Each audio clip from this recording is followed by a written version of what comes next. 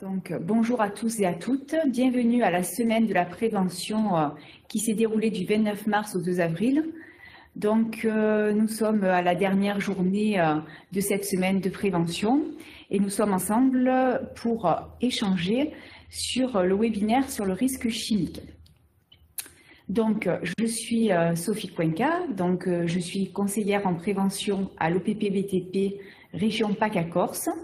Je vais être accompagnée pour l'animation par le docteur André Dadoun, qui est du service de santé au travail d'Île-de-France, également de monsieur Cédric Antoine, qui lui est IPRP à région Bourgogne-Franche-Comté, Christelle Cunin, qui est contrôleur CARSAT Nord-Est, et également notre collègue qui est de l'autre côté, côté fil de diffusion, fil de conversation, et qui s'appelle Rebecca Lévy et avec qui vous allez pouvoir interagir pendant tout ce webinaire.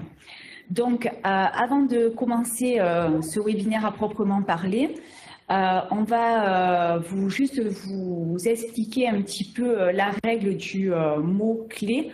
En fait, durant tout le webinaire, pour valider votre participation à ce webinaire, il va falloir trouver un mot-clé qui a été renseigné dans plusieurs diapositives. Alors, comment on le reconnaît, ce mot-clé? Tout simplement parce qu'il est encadré couleur or, d'accord, en plein milieu d'une diapo.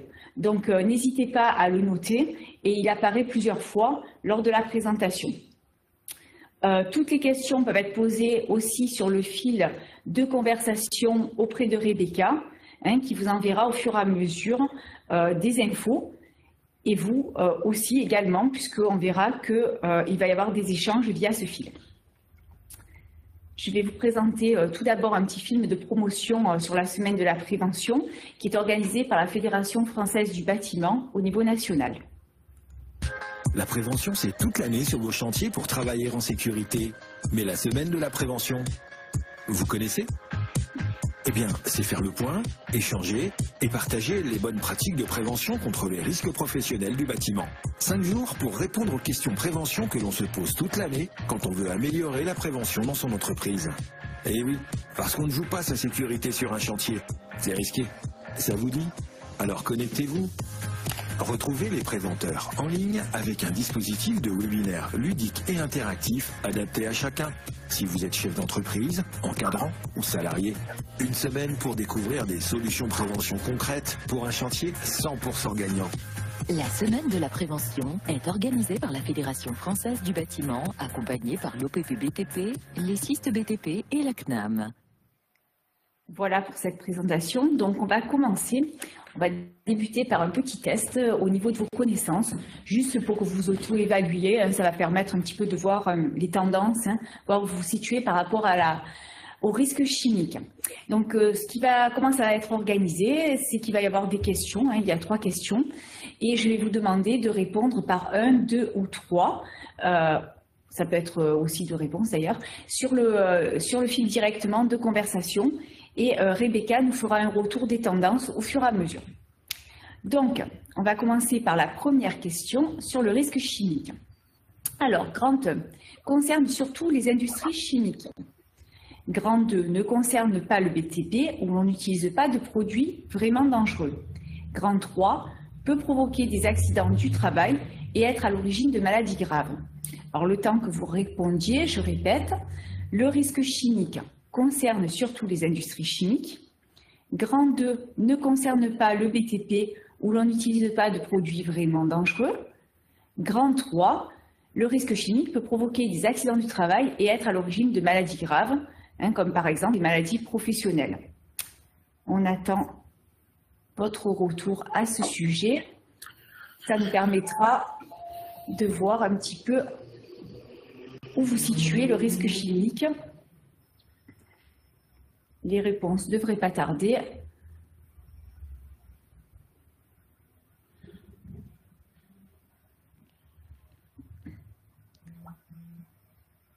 Et c'est parti. Donc, on a effectivement, apparemment, une majorité de 3. D'accord? Donc, effectivement, le risque chimique concerne toutes tous les secteurs d'activité, hein, les industries chimiques, mais aussi le BTP, et peut également provoquer des accidents du travail et être à l'origine de maladies professionnelles. Donc, on développera cette partie tout à l'heure avec les services de santé au travail. Ensuite, question numéro 2. Donc, les conséquences d'une exposition régulière à des produits chimiques dangereux. Grand 1. Sont toujours visibles, on tousse, ça brûle et on peut s'éloigner du danger. Grand 2. Sont parfois insidieuses et peuvent se manifester, par exemple comme des maladies respiratoires, au bout de plusieurs années. Je répète, les conséquences d'une exposition régulière à des produits chimiques. Grand 1 sont toujours visibles, on tousse, ça brûle et on peut s'éloigner du danger. Grand 2 sont parfois insidieuses et peuvent se manifester via les voies respiratoires, hein, ces maladies respiratoires, au bout de plusieurs années. À votre avis, quelle est la bonne réponse?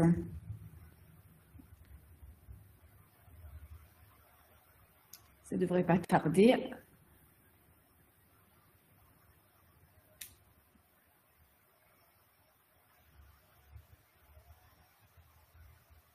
On vous laisse un petit peu de temps pour répondre. Il faut un petit peu de temps, effectivement, pour que notre collègue nous remonte les infos. Majoritairement, grand 2. Effectivement, hein, les conséquences d'une exposition régulière des produits chimiques sont parfois insidieuses. Hein, on ne le voit pas forcément hein, par rapport à ce qu'on répondrait dans la question 1. Et au bout de plusieurs années, on peut développer effectivement des maladies comme des maladies respiratoires. Question numéro 3. Pour nettoyer votre poste de travail, vous utilisez plutôt quel type d'équipement? Grand 1, une soufflette. Grand 2, un balai. Grand 3, un aspirateur. Je répète, pour nettoyer votre poste de travail, vous utilisez 1, la soufflette. 2, le balai. 3, un aspirateur.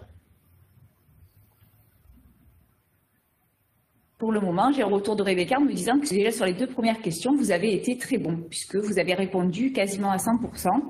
Hein, vous leur avez donné les bonnes réponses. Alors, voyons voir sur cette question 3 si on arrive à se mettre d'accord. Qu'est-ce que vous avez choisi parmi la soufflette, le balai ou l'aspirateur à votre poste de travail? Donc, on a 2 et 3. Effectivement, hein, donc, on va privilégier, bien entendu, l'aspirateur parce que ça évite effectivement de mettre en suspension les poussières. Mais sur chantier, on sait très bien que beaucoup de personnes utilisent le balai. La bonne réponse était la réponse numéro 3. La soufflette, bien entendu, est à proscrire totalement. Hein, on en voit de moins en moins, bien entendu, dans les ateliers. Mais en fait, souvent, elle met pas souvent d'ailleurs, elle met tout le temps en suspension, pareil, les poussières qui peuvent être inhalées par les utilisateurs. Bon, du coup, je vais passer la parole à ma collègue Christelle Punin de la CARSAT sur ce qu'il faut savoir. Après ce petit test de connaissances, moi, je vais vous présenter les points clés qui vont être en fait notre fil rouge durant toute cette présentation. Donc, votre activité dans le bâtiment ou les travaux publics implique une exposition quotidienne à des agents chimiques dangereux. Donc, on peut citer les produits qui peuvent être émis par vos processus, comme les fumées de soudage, fumée de bitume, fumée de gaz d'échappement, par exemple. Sont émises également des poussières de bois, poussières de silice, de plomb, voire d'amiante, notamment lorsque l'on intervient pour découper, décaper ou retirer les matériaux qui en contiennent. Alors, il y a également les produits chimiques manufacturés qui sont utilisés régulièrement dans vos activités. Alors, ça va aller de la peinture au solvant, en passant par les résines, les dégraissants, enfin, j'en passe. Et là, si on s'intéresse à leur composition, on peut constater leur dangerosité. Les produits chimiques aussi peuvent provoquer des incendies ou des explosions, ce qui peut causer de graves dégâts tant humains que sur votre entreprise, les bâtiments et également sur l'environnement. Alors, les procédés construction, déconstruction, réhabilitation, ce qu'il faut retenir, c'est qu'il y a systématiquement une nuisance chimique. Alors, nous verrons aussi ensemble que les produits chimiques peuvent avoir des effets, les produits chimiques qui rentrent en contact avec notre corps peuvent avoir des effets. On va parler d'intoxication aiguë en cas d'effet immédiat après l'exposition, c'est-à-dire qu'on va développer peut-être une réaction cutanée ou une allergie respiratoire. Et puis, on parle d'intoxication chronique. Là, c'est plutôt une exposition longue durée avec un produit ou plusieurs produits dangereux, même à faible dose. Et là, il y a une atteinte qui est portée sur certains organes comme les poumons, les nerfs, le cerveau, les testicules. Et là, ça déclenche une maladie plus ou moins invalidante. Donc, le second point, c'est puisqu'on part du principe que le risque chimique existe, vous, utilisateurs, vous devez prendre conscience de ce risque et le connaître. Alors, dès que vous manipulez un produit, vous devez avoir conscience des conséquences éventuelles sur votre propre santé, sur la santé des autres, de vos collègues, et également sur l'environnement. Alors, nous verrons ce que dans votre entreprise, il peut être mis en place justement pour vous aider à prendre conscience de ce risque et vous en protéger. Alors, le troisième point, le rôle de votre employeur au travers de l'évaluation du risque est de définir des mesures de prévention qui vont vous protéger face aux risques identifiés. Votre rôle à vous est de mettre en œuvre ces mesures et de les respecter pour vous garantir votre bonne santé. J'ai toujours l'exemple, par exemple, d'un pulvérisateur d'eau qu'on va vous imposer pour la découpe des briques. C'est bien pour vous protéger contre les poussières de silice. Alors oui, c'est vrai, il faut aller chercher de l'eau. Oui, il faut l'utiliser et actionner le pulvérisateur. Oui, ça prend un peu de temps.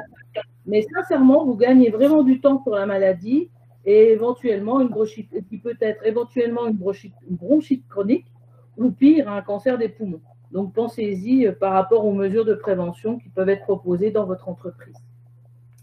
Alors, et enfin, malheureusement, c'est d'actualité, on est vraiment en plein dedans. On ne pouvait pas passer aujourd'hui et vous voir aujourd'hui sans vous parler de la Covid-19. Alors, c'est vrai, c'est plutôt un risque biologique, évidemment, mais on ne peut pas ne pas vous rappeler l'importance de respecter les gestes barrières pour tous. La vigilance, elle ne doit absolument pas se relâcher et il est impératif que vous respectiez les mesures sanitaires. Alors, juste un petit rappel, on a à peu près 15% des clusters qui sont dans le milieu professionnel, donc ce n'est pas un hasard. Alors, pour développer tous ces points vus ensemble, je vais laisser la parole à Cédric Antoine du service de santé au travail. Oui, bonjour à tous. Je vais prendre le relais sur cette partie par rapport à la suite de ma collègue.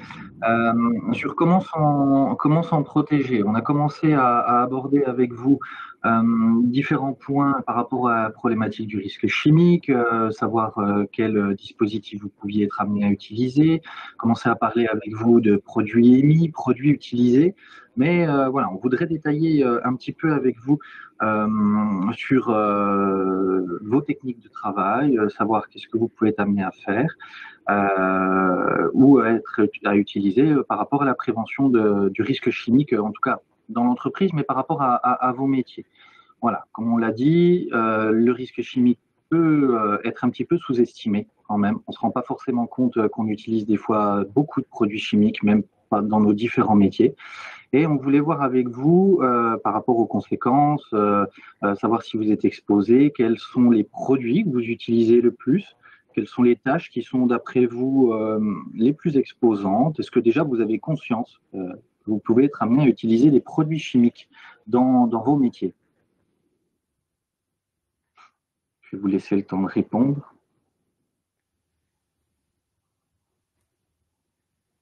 Alors, comme mes collègues l'ont dit tout à l'heure, il y a des produits qui peuvent être manufacturés, des produits que vous pouvez être amené à utiliser. Puis après, il y a les techniques de travail qui peuvent vous exposer aussi à des produits et à des substances qui vont être émises dans le cadre de votre activité professionnelle. Est-ce que déjà vous en avez conscience?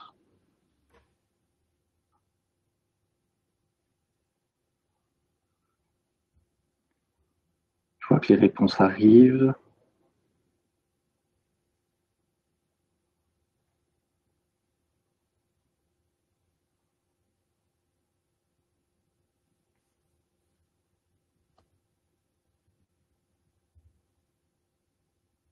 En fonction de votre métier, est-ce que vous regardez voilà, par rapport aux différentes tâches que vous pouvez être amené à réaliser? Oui, j'entends parler d'acide, de soudure, exactement. Pas vraiment de produits chimiques. Ah, des fois, si on cherche un petit peu, on en trouve quand même, hein. Des fois, des produits chimiques, on ne soupçonne même pas. Produits de traitement du bois, oui, exactement.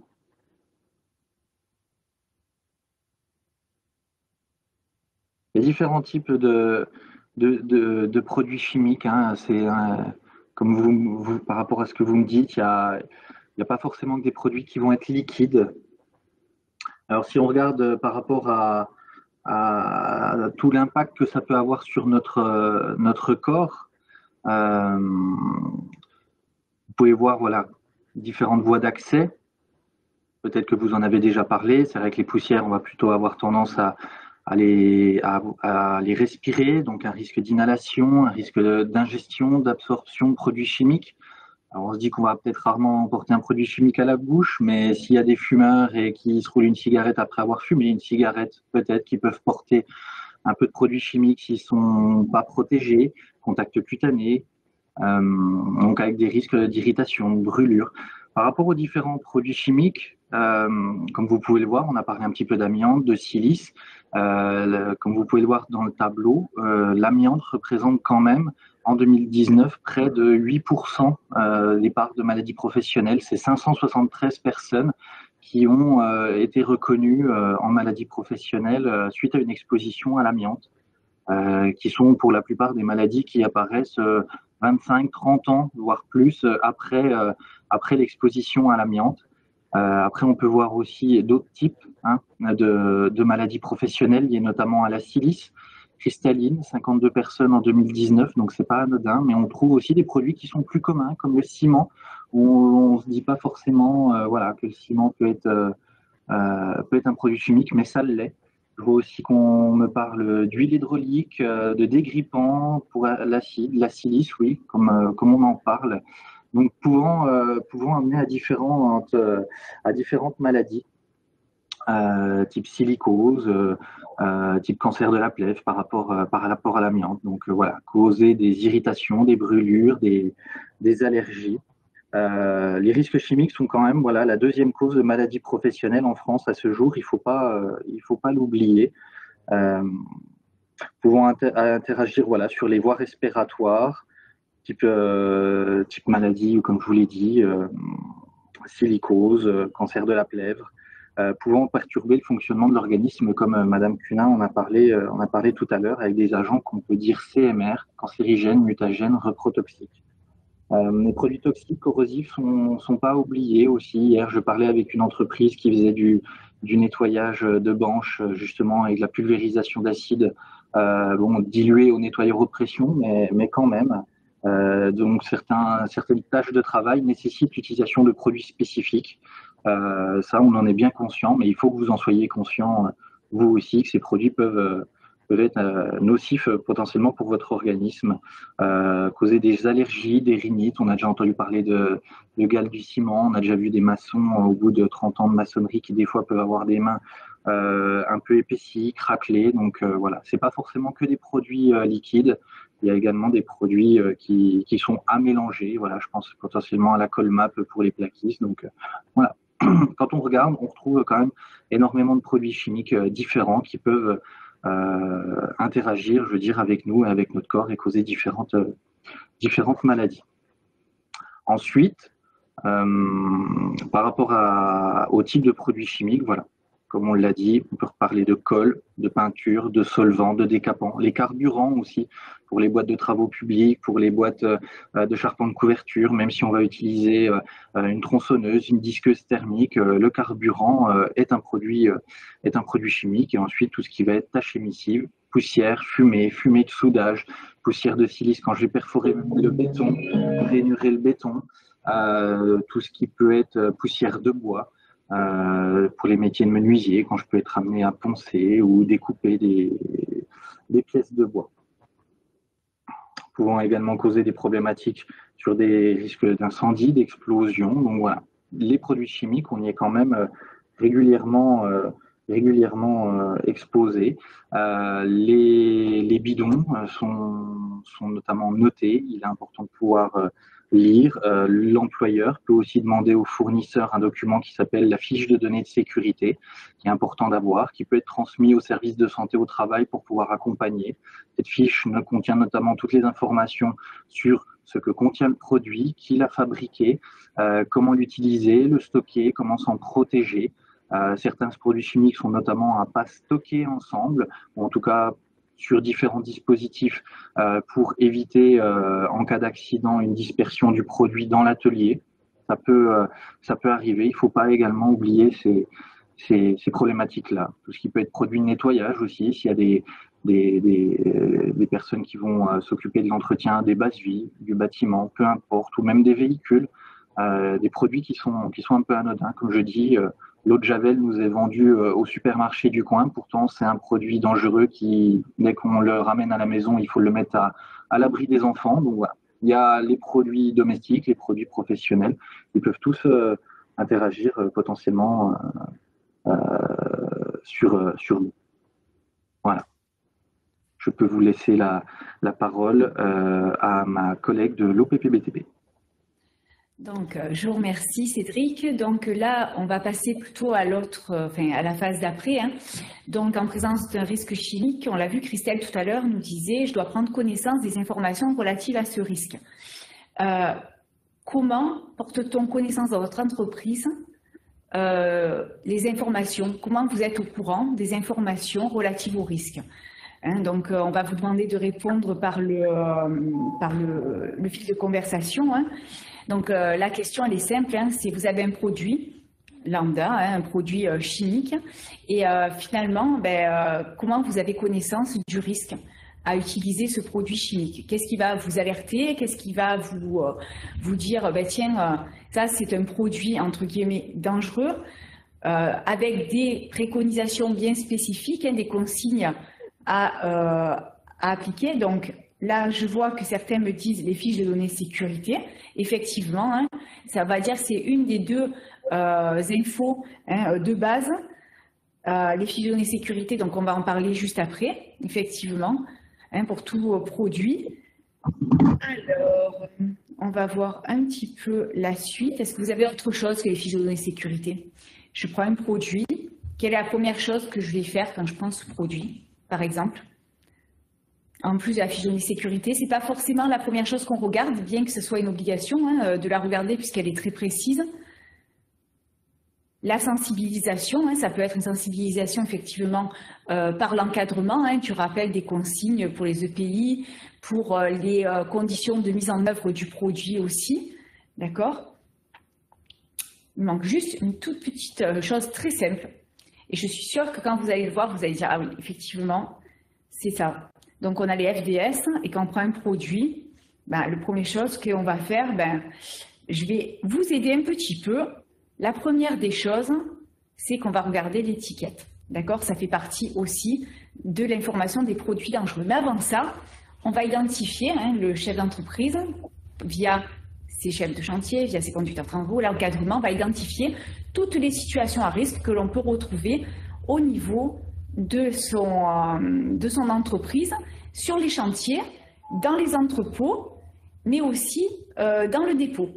Donc, on va le retrouver de partout, effectivement. Déjà, on va identifier les situations où on va manipuler des produits dangereux.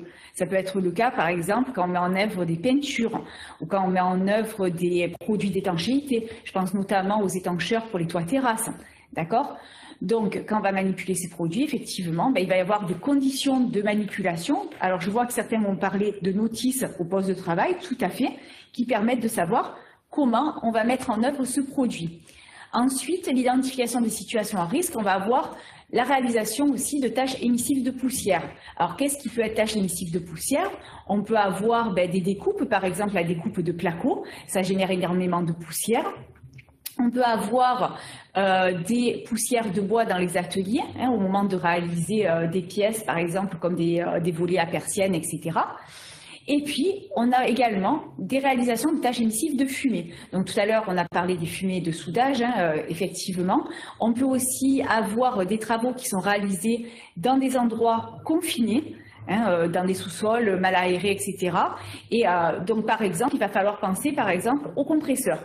Moi, ça m'est arrivé d'arriver sur un chantier où on était dans un espace justement pas du tout ventilé et on avait un compresseur et le compresseur dégageait des fumées de CO2 qui étaient qui sont nocives puisque ça peut aller jusqu'à la perte de connaissance de la personne.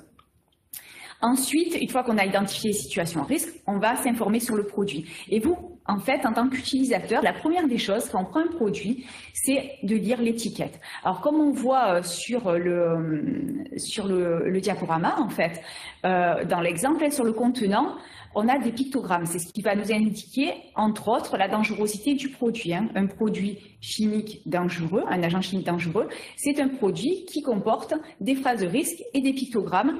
Donc là, par exemple, on a produit inflammable et produit corrosif. D'accord? Donc cette étiquette, c'est vraiment la fiche, c'est vraiment la première indication qui va attirer votre attention sur les principaux dangers du produit lors de son utilisation. Déjà, quand vous voyez inflammable, vous allez dire je ne vais pas m'ouvrir une allumette juste à côté. D'accord? C'est du bon sens, mais ça permet d'entrer, de mettre en place les premières consignes. Ensuite, ces étiquettes, elles ne valent que parce qu'il existe aussi des fiches de données sécurité. Alors la fiche de données sécurité, Cédric vous en a un petit peu parlé. En fait, c'est un document qui est donné par le fabricant, qui doit être transmis aux personnes qui achètent les produits, donc vos employeurs, et sur lesquels il va y avoir 16 rubriques. Entre autres, on va retrouver les pictogrammes que l'on retrouve sur les étiquettes, mais ça va aller beaucoup plus loin. On va retrouver en effet les phrases de risque, les phrases de danger, les équipements de protection collective et individuelle à mettre en œuvre, des consignes en cas de déversement accidentel, les consignes en cas de contact ou d'inhalation, et bien entendu, ça va jusqu'à la gestion des déchets, puisque je vous rappelle quand même qu'un déchet reste un produit chimique dangereux. Ce n'est pas parce qu'il a un statut déchet qu'il perd sa dangerosité, loin de là.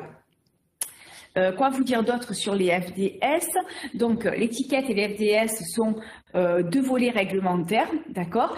Et ces fiches de données sécurité sont mises à jour régulièrement par le producteur. Alors, je vais vous solliciter encore une fois. Donc, on a vu l'identification. Maintenant, pour me protéger, j'applique des mesures de prévention qui me sont données par l'encadrement, d'accord? Est-ce que vous pourriez citer, en un mot, deux mots, les mesures de prévention qui sont mises en œuvre chez vous? Qu'est-ce qu'on vous demande comme mesure à mettre en œuvre? Quelles sont les mesures que vous connaissez? Donc, pour le moment, on va attendre un petit peu vos retours. Donc, une fois qu'on a identifié effectivement ces risques au poste de travail, on met en place des mesures. Est-ce que vous connaissez des mesures? Vous pouvez citer des mesures qui ont été mises en place dans votre entreprise. Ça ne va pas tarder à arriver, je pense.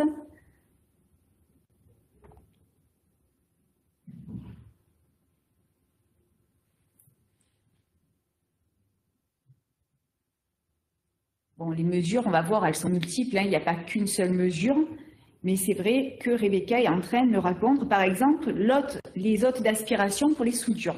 Tout à fait, c'est le captage à la source, bien entendu, qui est réalisé à ce moment-là. Donc là, on est vraiment dans le technique, tout ce qui va englober, on va dire, les parties, les parties engins, machines. Ensuite, voilà, je les attendais. On va avoir les équipements de protection individuelle, on les avait mis à l'écran, effectivement. Eux aussi font partie de la partie technique. Les EPI à eux seuls ne constituent pas une réelle réponse au risque chimique, et c'est le dernier rempart pour vous protéger. En amont, il va y avoir d'autres mesures qui vont être mises en œuvre et qui vont vous permettre d'être protégé de ce risque. Alors, je regarde s'il y a d'autres réponses. Rebecca est en train d'écrire. En simultané, vous voyez que donc les hôtes, les EPI,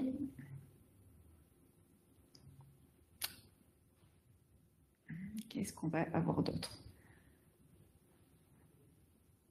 Alors,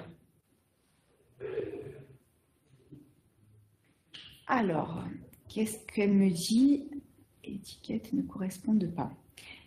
Alors, j'en parlerai après. On a une question sur, les pictogrammes. En fait, a priori, on a un participant qui nous dit quand les deux pictogrammes sur les FDS et les étiquettes ne correspondent pas. Donc ça, on en reparlera à la fin, si vous voulez bien. Comme ça, on pourra vous répondre sur cette partie. Pas d'autre chose sur les mesures. Donc, on va les classer en 3 parties, ces mesures. Il va y avoir les parties, comme je vous ai dit, les EPI font partie de la partie technique. Tout à l'heure, on a parlé de la sensibilisation. Ça va être dans la partie humaine, d'accord? Et la partie qui va tenir ce socle, c'est la partie organisationnelle, d'accord? Notamment avec le stockage des EPI, l'organisation du chantier, les organisations postes de travail. Donc, on va commencer effectivement pour le respect des règles de stockage. Ce qu'on préconise, la première des choses, et je pense que c'est une réalité même pour les utilisateurs, c'est éliminer ou signaler les produits périmés. Pour 2 choses. D'abord parce que ça prend de la place dans le stock, d'accord? Ensuite, les produits périmés, quand vous allez les passer, vous allez avoir une qualité moindre. Donc, tant qu'à faire, autant les éliminer au fur et à mesure. Ça encombre pas. En plus, on voit que si on a trop de produits au milieu, on risque d'encombrer les accès aux issues et les équipements de secours. Et c'est pas le but, puisqu'en cas d'incendie ou de déversement accidentel, les personnes qui rentrent dans justement le stockage doivent avoir la possibilité de s'en extraire rapidement ou d'éteindre rapidement à la base l'incendie qui peut être en cours. Donc, c'est des règles de stockage qui sont très strictes et qu'il faut respecter. On parlait tout à l'heure aussi, Cédric, de la compatibilité des produits chimiques. Il existe des tableaux de compatibilité qui peuvent être affichés à l'entrée, d'ailleurs on le préconise à l'entrée des stockages, pour rappeler quel type de produits peuvent être entreposés entre eux. Ceux qui ne seront pas entreposables entre eux seront entreposés dans un autre local dédié, notamment avec des aspirations et éventuellement des évents en haut et en bas. Ensuite, très important aussi, la sécurisation du transport des produits dangereux. Donc, ce qui est important, c'est d'avoir des véhicules qui sont aménagés pour pouvoir transporter ces produits, justement pour éviter un déversement accidentel. Donc, n'oubliez pas qu'il faut les arrimer soigneusement, pour éviter que pendant le transport, qu'il y ait des à-coups et que tout se déverse. On peut avoir des arrimages à l'intérieur, qui soient soit prévus par le constructeur, soit qui ont été aménagés par un aménageur de véhicules, de société. Et aussi limiter la quantité de produits en emportant que le strict nécessaire. Pourquoi? Parce que sinon, ça fait un aller-retour pour rien. Et en plus, je vous rappelle qu'au niveau des transports de produits dangereux, au-delà d'une certaine quantité, vous passez dans la réglementation des transports de matières dangereuses et qu'il y a toute une autre réglementation qui est imposée beaucoup plus lourde et beaucoup plus stricte. D'accord? Bon, et cela dit aussi, limiter les quantités, ça vous évite de faire des allers-retours avec des produits dangereux dans votre véhicule. Donc, tant qu'à faire, autant les amener au fur et à mesure des besoins sur le chantier. Ensuite, me protéger des risques. Donc là, on est toujours dans l'organisationnel. Donc, isoler les zones de travail polluées. Donc là, on pense directement au travail dans les zones amiantées ou les zones plomb. C'est pareil pour la limitation du temps de travail au poste exposé. On a des temps entre guillemets de plongée qui sont dédiés justement pour ce type de travaux. L'isoler ces zones de travaux polluées, ça permet aussi de ne pas avoir de coactivité pour les personnes, elles, qui ne sont pas formées. Donc, on a des SAS qui permettent effectivement, en Polyane, l'accès à toute autre personne qui n'est pas formée. Réduction des émissions. Donc, réduction des émissions, ça peut être sur les chantiers, le rabattage des poussières, par exemple, avec des lances de jet d'eau pour les rabattre au sol. Le captage des polluants à la source, vous l'avez dit tout à l'heure quand vous avez parlé des zones d'aspiration pour la soudure. Le mode opératoire, dans le mode opératoire, l'employeur doit expliquer l'utilisation des produits et la mise en œuvre des produits avec les équipements de protection collective et individuelle qui doivent être mis en place. Ces modes opératoires doivent être expliqués au début du chantier, donc on verra un petit peu en termes de sensibilisation comment ça va se passer. Et ensuite, avoir des procédures d'élimination de déchets, parce que comme je vous l'ai signalé tout à l'heure, les déchets restent des déchets, des produits dangereux. D'accord, donc où il y a une réglementation très stricte, ils sont classés dans la catégorie des déchets dangereux et il y a une filière spécifique pour les éliminer, avec des bordereaux suivis de déchets, etc. Ensuite, on parlait des moyens techniques. Donc avant d'arriver aux EPI, vous voyez, il y a de la marge. Donc on parle aussi des stations de nettoyage de pinceaux. Alors les stations de nettoyage de pinceaux, par exemple, moi j'ai eu le cas au CFA d'Arles, puisque je suis de la région de PACA. Et donc, ils ont mis en place justement ce système de nettoyage qui est très pratique et qui est très apprécié et des apprentis, mais aussi du formateur. Pourquoi? Parce que ça leur permet un gain de temps, ça leur permet d'être moins exposés une fois qu'ils sont mis dans les bacs appropriés leurs pinceaux. Ils ont un résultat aussi, un rendu beaucoup plus qualitatif une fois que le pinceau a été nettoyé et aussi pour l'environnement, ils peuvent récolter les eaux de nettoyage qui sont recyclées en déchets dangereux. Les malaxeurs électriques qui remplacent avantageusement les malaxeurs à main, puisqu'à main, il y avait de la suspension de poussière qui se faisait, donc des risques d'inhalation. Concernant les postes de nettoyage des outils de maçonnerie, on a par exemple une solution chantier sur prévention BTP qui s'appelle le poste de lavage maçon. On va essayer de vous mettre le lien en ligne. Je pense que Rebecca peut vous le mettre pour que vous voyez en quoi ça consiste. C'est un gain de temps. Et effectivement, c'est quelque chose qui permet d'éviter d'avoir justement une mise en suspension des poussières. Bon, les aspirations de poussière à la source, ça peut se faire sur des outils électroportatifs, sur des ponceuses, ça peut se faire aussi sur des machines, outils, comme on l'a vu tout à l'heure. Alors, me protéger, donc vous voyez, on arrive aux EPI. Donc les EPI, c'est primordial pour vous parce que c'est votre dernier rempart, entre guillemets. Il faut savoir que les mains sont les premières touchées par le risque chimique dans les accidents du travail. Donc ce qu'on vous conseille, c'est plutôt des gants réutilisables que des gants jetables qui sont beaucoup moins résistants dans le temps, de nettoyer les gants. L'entretien des gants est très important avant de les enlever.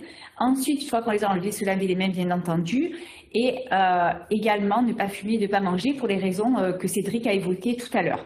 Pour les protections d'appareils respiratoires, elles doivent être dédiées qu'à des tâches, on va dire, strictement de courte durée. Je prends l'exemple, par exemple, lors d'un déversement accidentel pour ramasser les produits qui peuvent être volatiles. Ou alors dédiées à des tâches bien spécifiques comme l'amiante. Et à ce moment-là, il y a des formations au port de l'appareil respiratoire, il y a des temps de plongée, et etc. Donc ça, c'est très important puisque notre système pulmonaire est très sensible aux risques chimiques.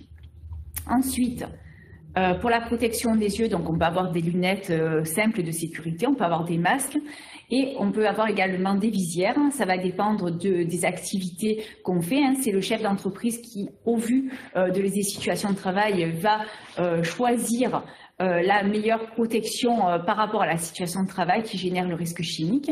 Et enfin, la protection de la peau. Donc souvent, on voit des surcombinaisons par-dessus les vêtements de travail, donc qui permettent effectivement d'éviter la contamination, notamment dans les bases de vie lors des repas. Je m'arrêterai juste 2 secondes sur les EPI en disant que l'employeur se doit de vous sensibiliser sur l'utilisation et l'entretien des EPI, mais que l'entretien des EPI est à votre charge, d'accord? Alors que l'entretien des vêtements de travail est à la charge de l'employeur. Donc, une fois que vous avez été sensibilisé aux EPI, d'accord, et à leur entretien, c'est à vous qu'il se doit de les entretenir dans le temps. Enfin, donc là on l'a vu, lavage de mains, changement de vêtements. Pourquoi? Parce que vous risquez sinon de contaminer vos véhicules et de ramener les polluants à la maison. Donc ça, Je passe parce que c'est déjà vu. Et on passe à la dernière, on va dire la dernière mesure, qui est l'humain, donc qui passe par l'affichage. L'affichage a été nettement un vecteur de communication pendant la Covid, mais également, par exemple, pour l'amiante, avec la campagne « Pas formé, pas touché » qu'on voit à l'écran. Ça peut être fait via la sensibilisation, les quarts d'heure sécurité, comme on les appelle. Ça peut être aussi une réunion informelle autour d'un café ou en début de chantier. Sachez aussi que certaines activités demandent d'avoir une formation préalable, comme l'amiante, le plomb, mais bon, on en a déjà parlé. Donc là, je vais laisser la parole et on va faire un petit point Covid avec le docteur Dadoun qui va prendre le relais.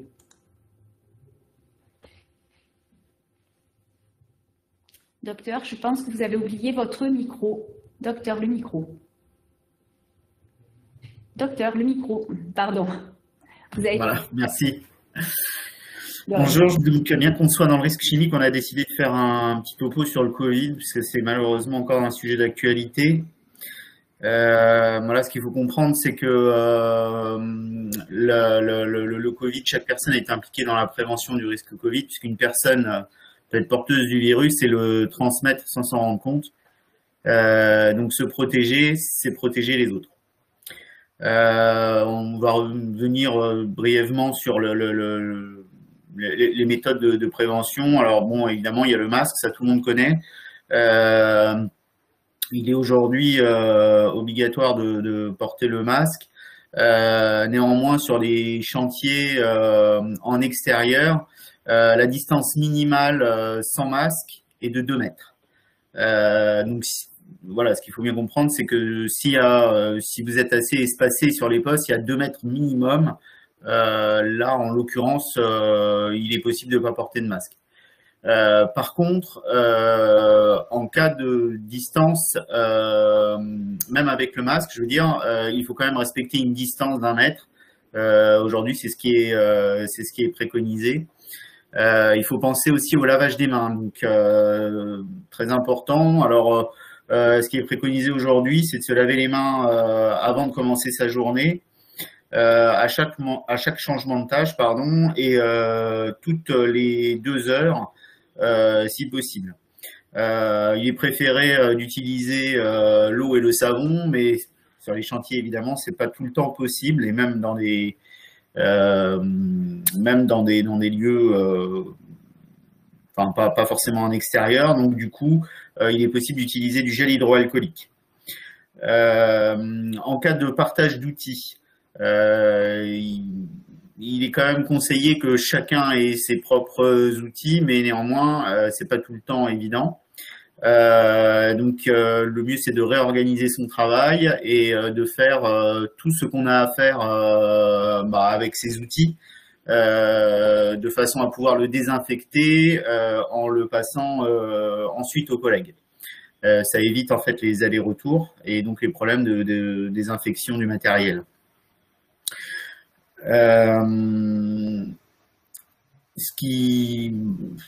Dernier petit point, et ce qu'il faut savoir, qui paraît évident, c'est que si jamais vous vous sentez malade, si vous avez de la fièvre, des courbatures, un petit état grippal, évidemment, il vaut mieux rester chez soi et effectuer un test Covid que de risquer de transmettre le virus aux collègues. Voilà. Concernant, j'oubliais aussi, concernant les bases vie et les lieux de repas. Évidemment, les lieux de repas sont considérés comme un lieu où on ne porte pas le masque. Donc, de préférence, prendre ses repas en extérieur quand c'est possible. Après, si malheureusement c'est pas possible et que vous devez prendre vos repas dans une salle à plusieurs, la règle à respecter, c'est une personne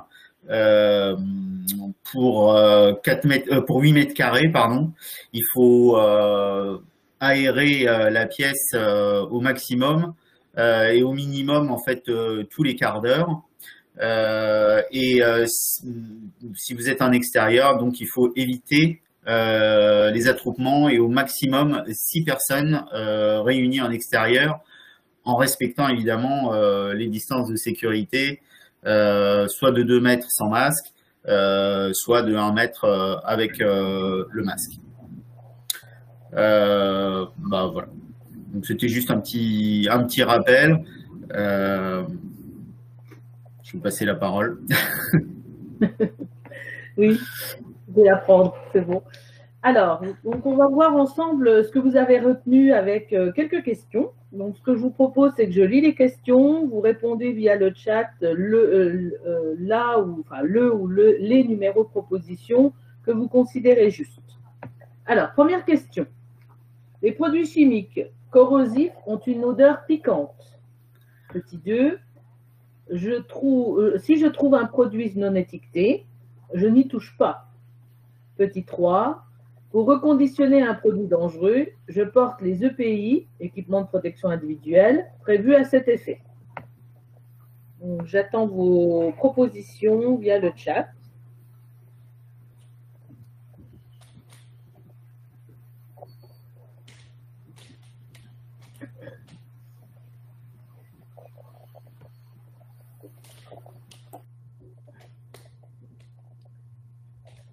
C'est vrai qu'on est tributaire du petit décalage.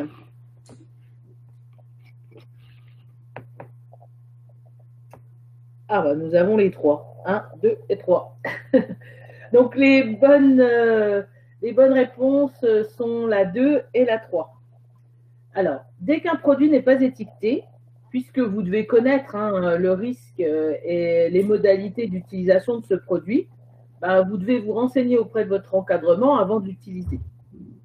Et puis pour le petit 3, le reconditionnement d'un produit, c'est-à-dire en fait par exemple le transvasement d'un produit depuis un bidon de 200 litres vers un jerrycan, il doit être fait évidemment avec des équipements de protection individuelle qui vous protègent par rapport aux risques en lien avec ce produit-là. Et puis j'ajouterais que ce jerrycan doit être aussi étiqueté de la même étiquette que le bidon, toujours pour donner la bonne information au futur utilisateur qui n'est pas forcément vous. Donc, à retenir la 2 et la 3. Deuxième question. La bonne hygiène des mains et du visage sert d'abord à me protéger, à donner une meilleure image du métier ou à protéger ma famille. Donc, d'après vous, quelle est la bonne proposition ?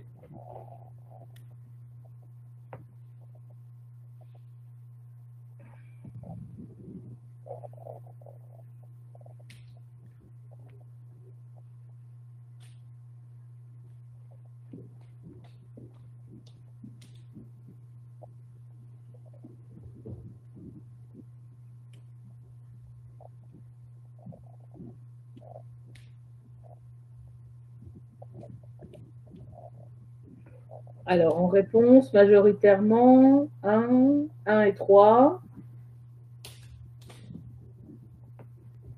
Donc, en fait, la réponse principale, en fait, c'est la 1. L'objectif vraiment premier de se laver le visage et les mains, c'est bien de vous protéger vous-même.